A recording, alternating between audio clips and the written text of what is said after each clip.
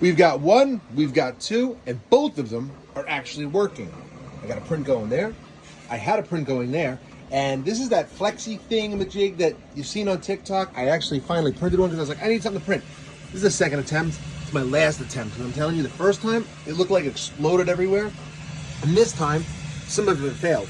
Some of it failed. Excuse me. I'm going to pull it off the plate, see if it actually works.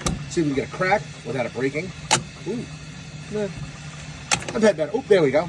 And let's see if it actually works. That is not good. Had a little bit of an adhesion issue, but let's see if it still works. Oh, and it kind of does. Let me clean it up.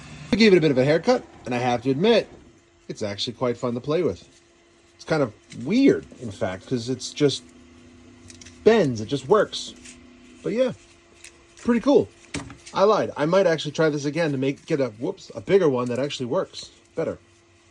Pretty cool. But yeah, anyway, back in business. I can't stop playing with this thing. This is PLA. It's not TPU, but it looks like it. Neat.